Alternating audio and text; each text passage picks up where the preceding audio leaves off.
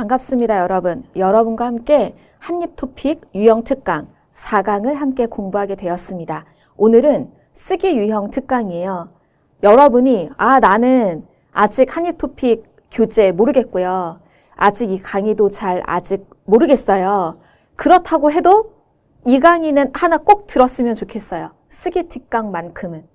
듣기 읽기는 여러분이 토픽 유형에 맞춰서 연습을 하지 않아도 일반적인 한국어 수업 시간에 나오는 유형들이 많아요. 어학당에서 중간시험 볼 때, 기말시험 볼 때, 배치시험을 볼 때 여러분이 이미 다 경험을 해본 내용들이 꽤 많았을 거예요. 그러나 토픽 쓰기는 여러분이 수업 시간에 쓰기 연습을 하는 게 그렇게 많지 않기 때문에 또 점수 배점이 4개의 100점이기 때문에 정말 중요합니다. 굉장히 중요합니다. 이 4문제를 해결하기 위한 유형 특강은 꼭 들었으면 좋겠어요. 첫 번째 유형부터 시원하게 해결을 해보도록 하겠습니다. 첫 번째 유형 1, 한입 먹어볼까요? 실용문 빈칸에 알맞은 글쓰기 문제입니다.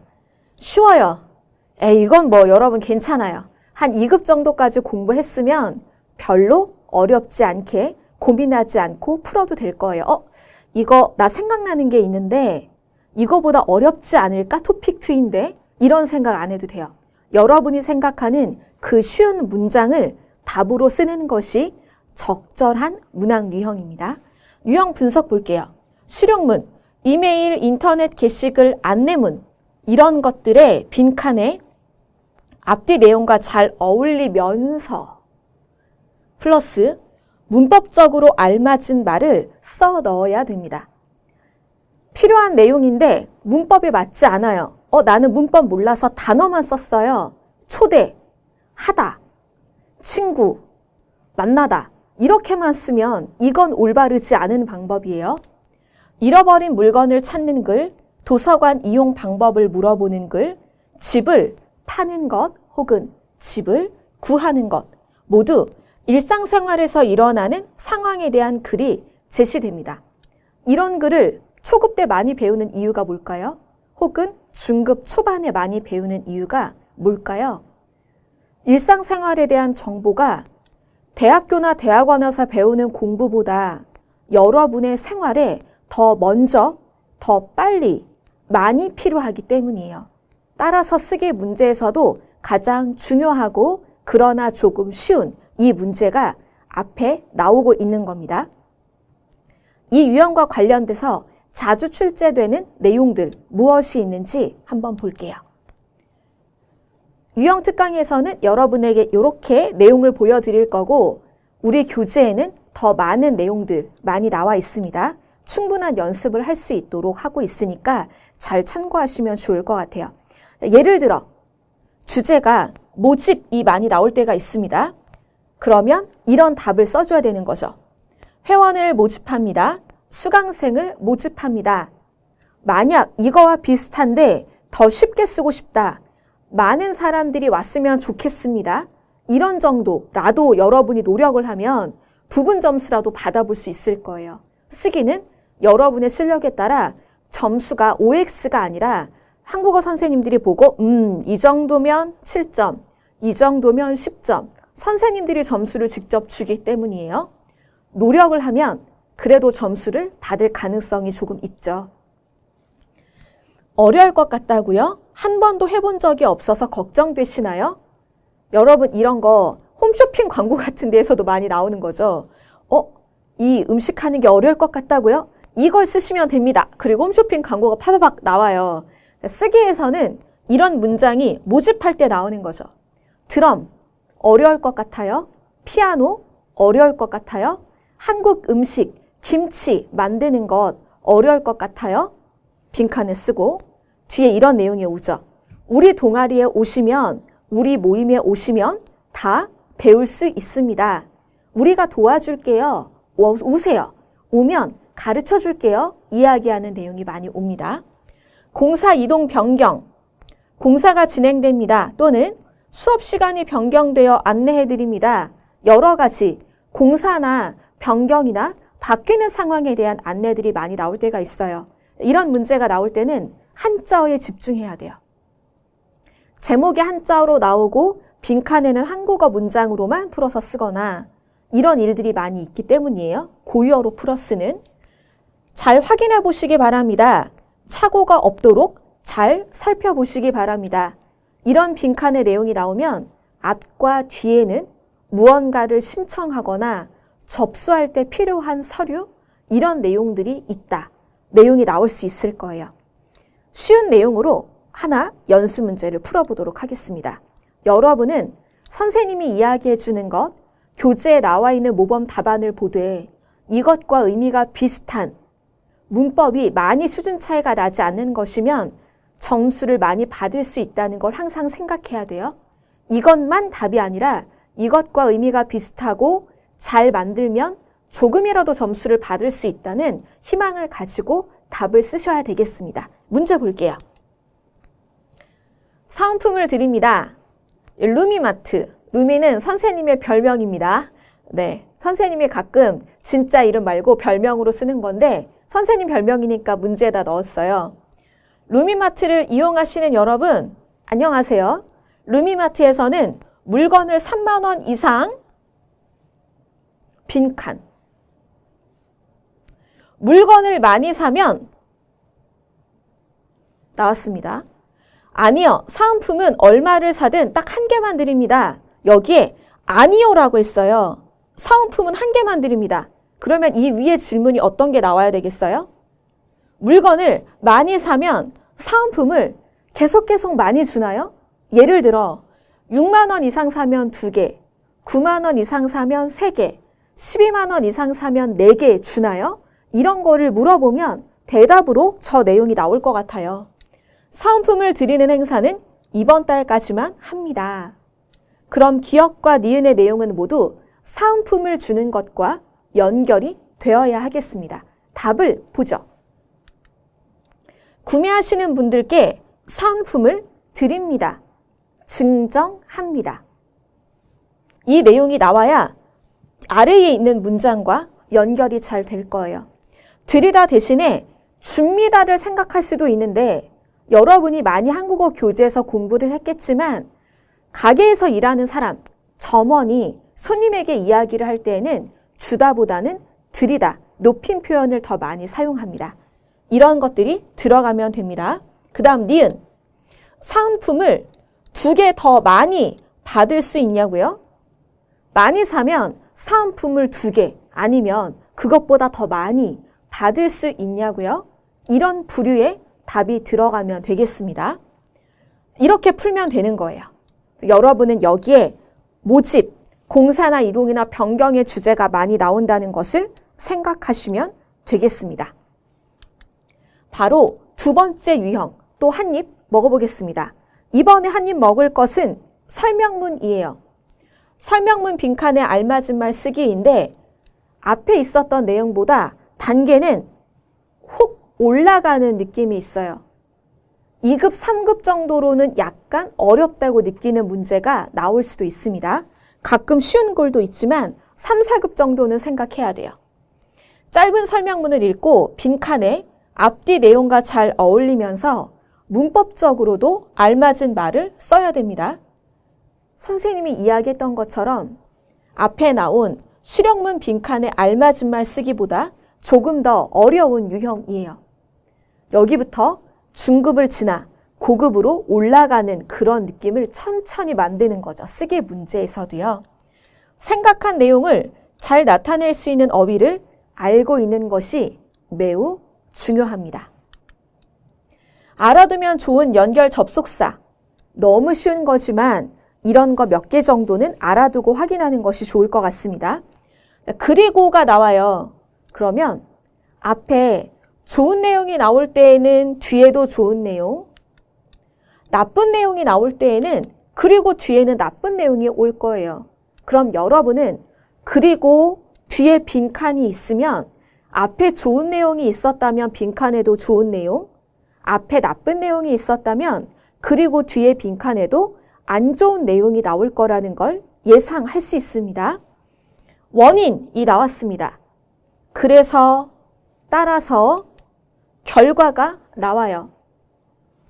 그래서 뒤에 빈칸이 있습니다. 그러면 이 앞에 빈칸의 원인이 될 만한 부분을 보고 적절한 결과를 쓰시면 돼요. 따라서도 같은 방법으로 문장을 만들고 생각해 보면 됩니다. 그러나 반대가 되는 내용이 오죠. 앞에 좋은 내용이 있고 그러나가 있고 빈칸이 있다.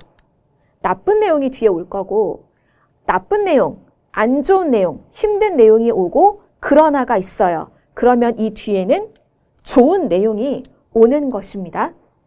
빈칸 앞에 그리고 그래서 따라서 그러나 중에 어떤 것들이 많이 오는지 잘 생각해 두는 것이 중요합니다. 문제 한번 확인해 볼까요? 연습 문제 2번 보겠습니다.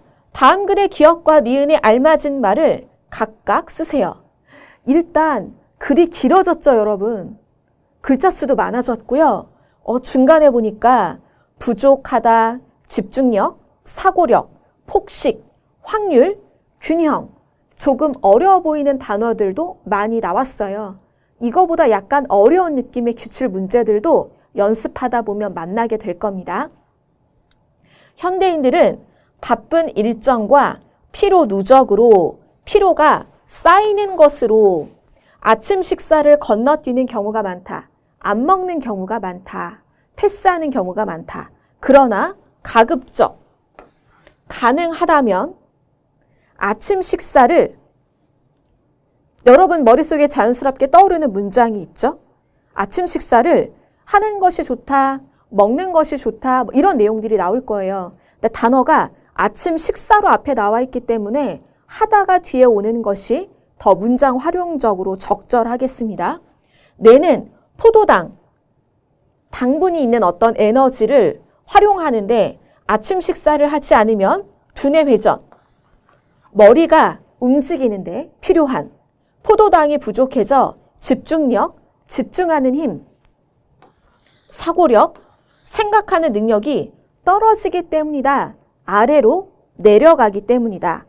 또한 그러면 여기에서 조금 아침 식사를 하지 않을 때 안 좋은 부분들이 나왔어요. 근데 여기에 또한이 나왔어요. 또한은 게다가와 비슷한 의미죠. 더 플러스 해주는 내용이에요. 연결되면서 플러스 되는 것. 또한 뒤에도 안 좋은 내용들이 와야 되는 거예요. 아침 식사를 먹지 않을 때 안 좋은 점. 아침 식사를 거르면 빈칸.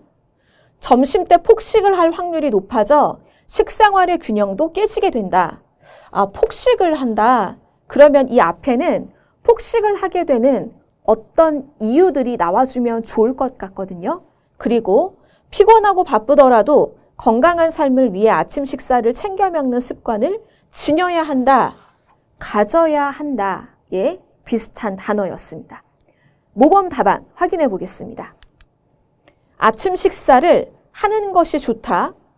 또 비슷한 다른 말, 거르지 않는 것이 건강에 이롭다. 이쪽은 3, 4급 아니면 3급, 4급도 나는 공부를 아직 많이 못했어야 하는 친구들이 쓸 수 있는 쉬운 답이고요. 뒤쪽에 나와 있는 건 그래도 4급, 5급 정도 공부를 한 친구들은 어렵지 않게 쓸만한 조금 더 어려운 답안도 함께 보여드렸습니다. 니은에 들어가는 내용 볼까요? 또한 아침 식사를 거르면 배가 고파지기 때문에 쉬운 내용 하나 넣었습니다. 모범 답안에. 또 어려운 모범 답안도 하나 볼까요? 공복 상태가 장시간 지속되어 공복은 배가 비어 있는 거예요. 대학교 수업 들을 때 중간에 공부가 없는 시간이 있어요. 그럼 우린 이것을 공강이라고 불러요. 공복은 배가 비어 있는 거예요. 배가 비어 있는 상태가 오랜 시간 지속되어 점심 때는 폭식을 해버리는 거예요. 너무 많이 먹어버리는 거죠. 아침부터 안 먹었으니까. 선생님도 아마 오늘 점심 때 폭식을 할 확률이 높아요. 선생님도 오늘 아침을 먹지 않았거든요. 지금 굉장히 배가 고파요. 그러면 이거죠. 공복 상태가 장시간 지속되어 나중에 밥 먹을 때 이거 다 한 번에 먹어버릴 거야. 나 너무 배가 고프니까 이것도 먹고 다 먹을 거야. 나는 아침을 안 먹었으니까 이렇게 많이 먹어도 돼, 괜찮아, 이런 생각을 하게 되는 거예요.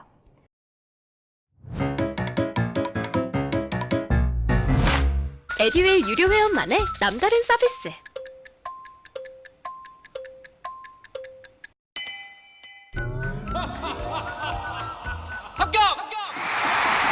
합격하고 돈도 받는 혜택.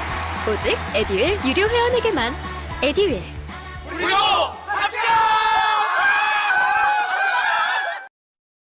답을 확인해 보았습니다. 아까 앞에 나왔던 실용문 빈칸에 알맞은 글쓰기보다 어려운 느낌 확실히 느꼈죠? 선생님이 몇 개의 단어들의 표시를 했었는데요. 표시한 단어들 잘 외워두면 좋겠습니다. 물론 이 단어는 쓰기에만 나오는 게 아니죠. 읽기에도 나오고 듣기에도 나올 수 있는 내용들입니다.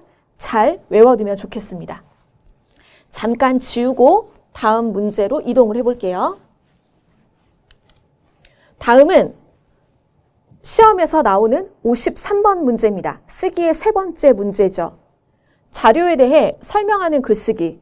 지금부터는 중급 정도 공부를 안 하면 해결이 안 됩니다.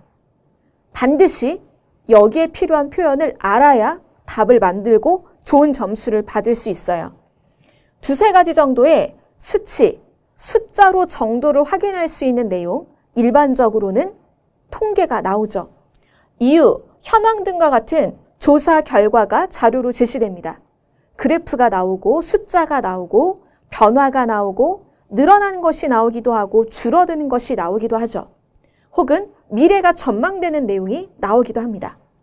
자료의 종류에 따라 사용할 수 있는 표현들을 많이 알아두면 좋습니다. 특히 조사를 하고 이 결과에 대해서 말하는 내용들은 반드시 알아야 되는데 다음과 같은 것입니다. 교재에 있는 내용 중에 일부의 내용을 여러분과 함께 확인합니다. 분류, 무엇에는 무엇이 있다. 그리고 무엇이 있다. 종류를 설명해 주는 거죠. 뭐뭐는 무엇과 무엇으로 나눌 수 있다. 원인과 결과 내용도 많이 나옵니다. 현황을 이야기할 때, 현재의 상황을 이야기할 때 이 상황의 원인과 결과를 연결해 주는 거예요. 뭐뭐로 인해 뭐뭐하게 된 것이다. 무엇의 원인은 무엇으로 나타났다. 그러면 원인이 여기 있고 결과가 앞에 나오는 문장 형태도 볼 수 있는 거네요. 설문조사 결과. 여러분 이거는 반드시예요. 위에 있는 것들은 가끔 2급 문장 혹은 1급에 나오는 문장들 중에 어떤 것을 활용해도 바꿀 수도 있을 거예요. 그러나 여기 아래쪽에 나와 있는 내용은 이 문장 표현 중에 최소한 3개, 4개는 꼭 알아야 돼요. 꼭 반드시 알아야 됩니다. 무엇의 원인으로 무엇을 들 수 있다. 무엇은 무엇을 차지하고 있다. 퍼센트를 차지하고 있다로 말할 수도 있겠고 1위를 차지하고 있다. 2위를 차지하고 있다로 만드는 것도 가능합니다. 몇 년 사이에 무엇이 뭐뭐하게 되었다. 변화에 대한 내용이 있다면 그걸 꼭 써줘야 되죠. 그 중에서 무엇은 몇 퍼센트로 나타났다. 무엇은 무엇에 그쳤다. 거기까지였다. 이 정도가 되었다. 이르렀다. 달한다 등의 표현을 쓸 수 있습니다. 다 4, 5 정도의 느낌이 있는 표현들이에요. 마지막으로 뭐뭐라는 기타 의견도 있었다. 마지막을 정리할 때 쓸 수 있는 문장 표현이었습니다. 중급 정도 해결할 수는 있는데 여러분이 가끔 보면 어떤 교재는 3급 때 인용 표현, 뭐뭐 다고하다, 라고하다 등등도 나오고 이런 그래프 결과를 얘기하는 내용들도 나오는데요. 어떤 교재는 4급 때 나오기도 해요. 공부한 책에 따라서 조금씩 다를 수 있어요. 문제를 보면서 어떻게 할 수 있는지 확인해 보겠습니다. 다음은 연령대에 따라 선호하는 주거 형태와 주거 선택 시 중요하게 생각하는 요인에 대한 자료입니다. 200에서 300자의 글로 쓰시오. 여러분이 시험 때 원고지 칸에 써야 되죠. 띄어쓰기도 조심해야 되고요. 단, 글의 제목은 쓰지 마시오. 다음과 같다. 이 글의 내용은 이미 문제 안에다 들어있기 때문에 여러분이 오랫동안 들여다보지 않아도 되죠. 20대, 선호하는 주거 형태, 월세, 매달 살면서 집주인에게 돈을 내는 것 60%, 전세 30%, 자가, 내 돈으로 내가 산 집이란 뜻이에요. 선생님은 아직 없어요. 기타, 주거 선택 시 중요하게 생각하는 것, 얼마를 쓰는 것인가, 위치가 어디인가, 주거 공간의 구조, 집의 모양이 어떻게 되어 있는가, 이런 부분을 중요하게 생각할 수 있다는 내용이 나와 있었습니다. 그리고 20대의 내용은 이렇게 되어 있고 40대 비교하는 내용이 나와야 되기 때문에 요게 있어요. 40대 여러분 갑자기 커진 게 있죠. 자가, 내 집.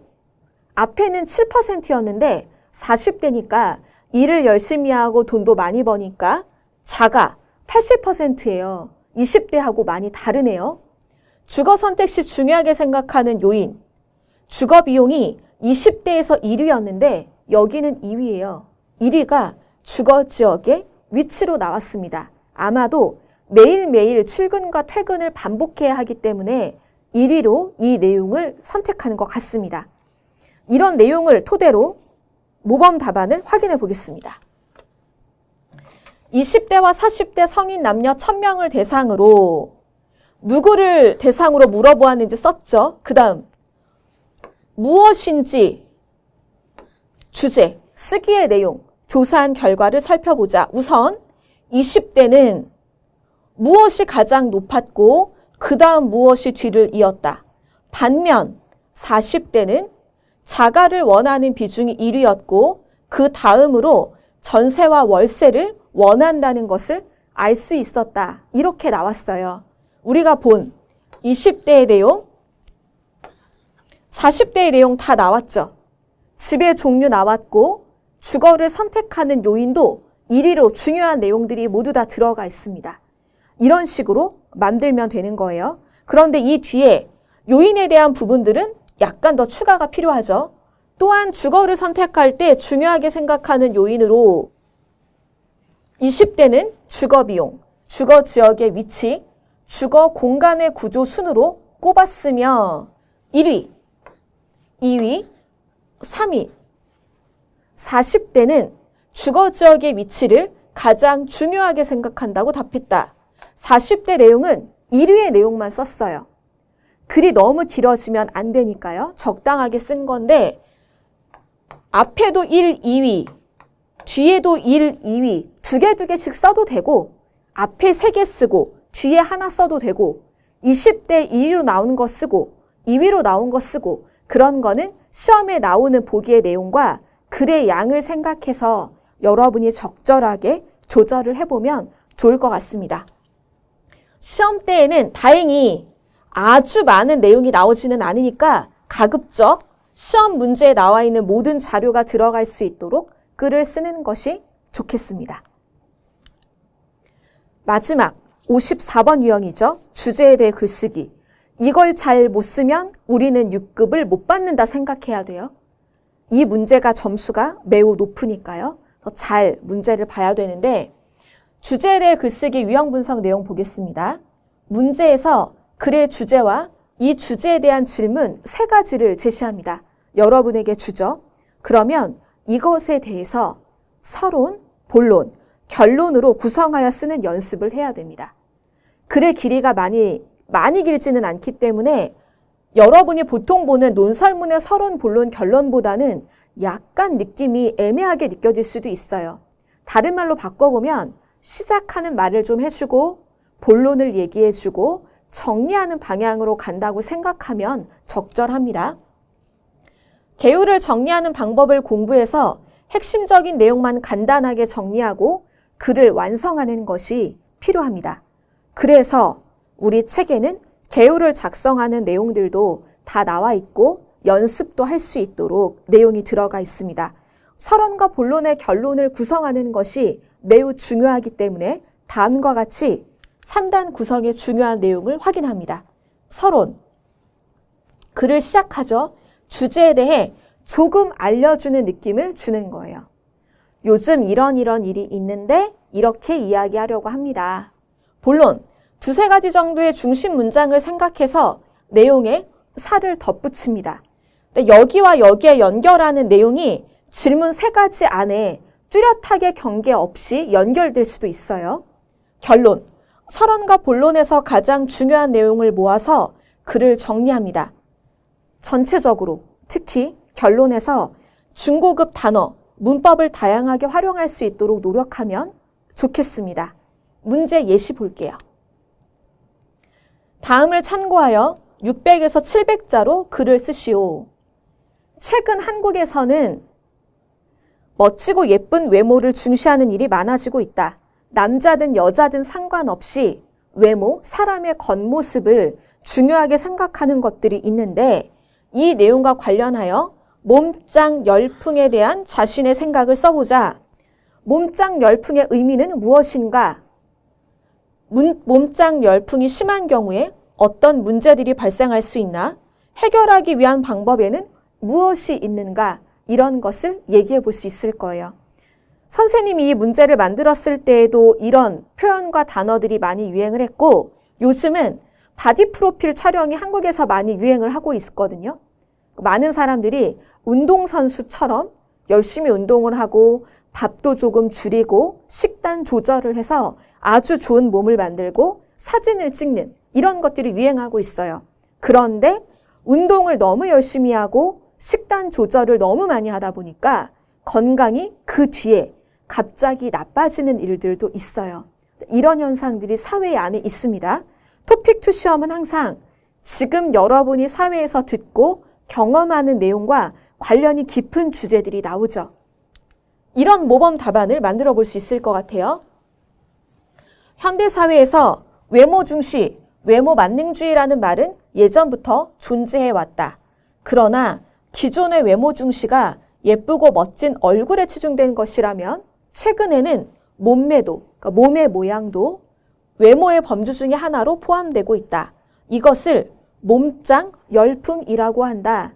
몸짱 열풍의 의미가 들어갔어요. 첫 번째 조건이 충족이 되었고 몸짱 열풍이 불면서 여성들은 체중을 줄이는 것, 그러니까 날씬해지는 것, 남성들은 복근, 배에 식스팩, 배가 6개로 나눠지고 근육이 막 생기는 것, 열을 올리고 있는 모습을 쉽게 찾아볼 수 있습니다.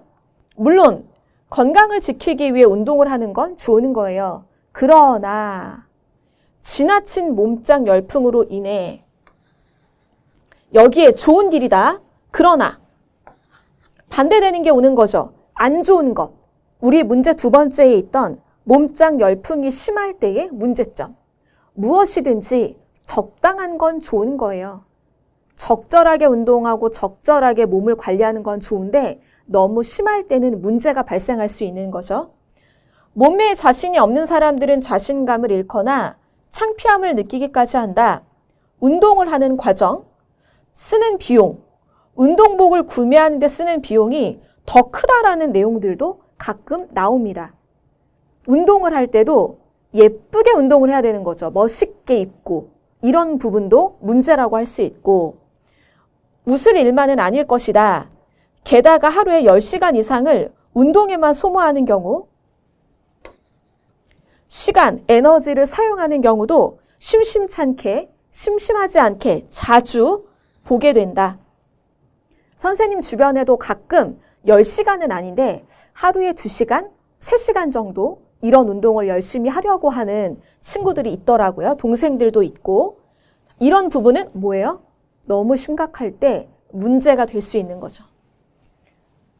선생님도 고민은 해요. 강의할 때 선생님이 조금 더 날씬했으면 좋겠는데, 더 예뻤으면 좋겠는데 생각은 하는데 예쁘고 아주 날씬한 몸매가 되기 위해서 운동하고 하는 것보다 공부를 열심히 해서 여러분에게 좋은 내용을 알려주는 것을 목표로 하고 있어요. 이러한 몸짱 열풍의 문제점을 해결하기 위해서는 3번째 문제 내용 나왔습니다. 건강한 몸의 진정한 의미를 정립해야 한다. 사람들이 말하는 건강한 몸, 좋은 몸이 무엇인가? 무조건 날씬한 거? 무조건 근육이 많은 거? 생각을 바꿔야 될 수도 있다. 그리고 자신의 경제력이나 하는 일을 고려하지 않은 채로 몸을 만드는 것에만 집중하는 생활 습관을 바로잡고 균형 있게 건강을 유지하는 삶을 살도록 해야 될 것이다. 딱 마무리가 깔끔하게 되었습니다. 오늘은 이와 같이 51, 2, 3, 4 4개의 쓰기 유형의 문제를 보았습니다. 여러분은 특강 내용에서 이 정도 길이의 글을 써야 하는 것이구나. 이런 정도로 어려운 단어와 어려운 문법이 필요한 거구나 느꼈을 것 같아요. 느낀 점을 잘 기억했다가 한입토픽 교재에 나와 있는 연습 문제들을 활용하면서 연습을 해보면 좋을 것 같습니다. 여러분이 원고지에 쓰는 칸도 다 교재에 잘 마련이 되어 있고 그 글을 쓸 때 필요한 단어들, 연습할 수 있는 단어들도 풍성하게 제시를 해 두었습니다. 긍정적인 영향을 줄 수 있는 연습이 될 거예요. 오늘 4강은 여기에서 마치도록 하겠고요. 우리 이제 남은 영역이 읽기 영역이에요. 다음 시간에는 읽기 영역 특강 1로 여러분과 만나도록 하겠습니다. 수고 많았습니다.